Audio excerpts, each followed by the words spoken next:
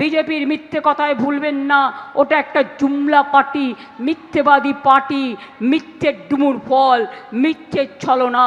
ওটা একটা বিচুটি পাতা, ওটা একটা বাবলা কাটার গাছ।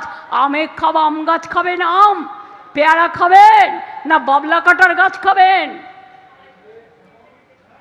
আপনারা অনেক সাপ দেখেছেন, একদিকে সুন্দরবন, বিজেপি দুমুখো সাপ, নির্বাচনের সময় একটা ছোবল দেয় মিথ্যে কথার বুলি, আর ইলেকশনের পর আর একটা ছবল দেয়, ওটা হয়ে যায় মিথ্যের ঝুলি।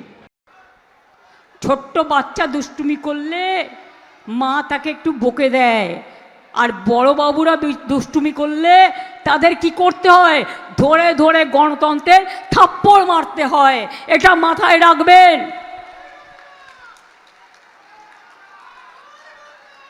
ভোটিং স্লো করবে, ইভিএম মেশিন খারাপ করে দেবে। ইভিএম মেশিন খারাপ হয়ে গেলে ওই ইভিএম মেশিনে কেউ ভোট দেবেন না, সারাতে আসলে সারাতে দেবেন না, নতুন মেশিন আনতে হবে। মানুষ জীবনে অনেক লাইন দিয়েছে, একটু অপেক্ষা করবেন নিজের অধিকারটাকে প্রোটেক্ট করবার জন্য, রক্ষা করার জন্য। দুই হচ্ছে, আমাদের লোকেরা দেখে নেবেন যাতে ভিভিপ্যাট শুদ্ধ কাউন্টিং হয়, এবং প্রত্যেকটা পার্টি টিপে টিপে ভোট দিয়ে দেখতে হবে সম্পূর্ণটা। ধৈর্য হারালে চলবে না। কাউন্টিংয়ের পরেও বদমাইশি করতে পারে, স্লো কাউন্টিং করবে আর স্লো ভোটিং করবে। এক পক্ষ বিজেপি পক্ষ, মনে রাখবেন দেশে কোনো নিরপেক্ষতা কিচ্ছু নেই। সংবিধান শেষ করে দিয়েছে, গণতন্ত্র শেষ করে দিয়েছে, কোনো কিছু নেই। আমি তো রাস্তা থেকে সুপ্রিম কোর্টেও ছুটে গিয়েছিলাম, কোনটা নিয়ে লড়াই করিনি। আমি লাস্ট পর্যন্ত মানুষের জন্য লড়াই করে গেছি, আবার করে যাব, চিরজীবন করে যাব, যতদিন বাঁচবো করে যাব। কিন্তু জল্লাদদের হাত থেকে বাংলাকে রক্ষা করব।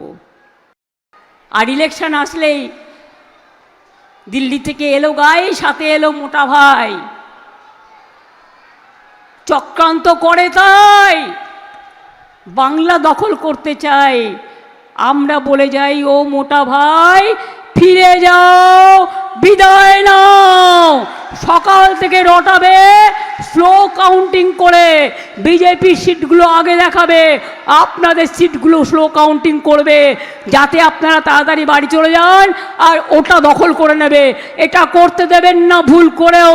মনে রাখবেন, কাউন্টিংয়ের রেজাল্ট নিয়ে তবে বেরোবেন, তার আগে একটি এজেন্টও বেরোবেন না।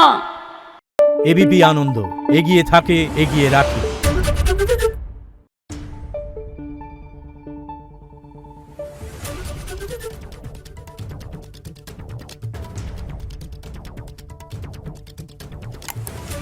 Thank you.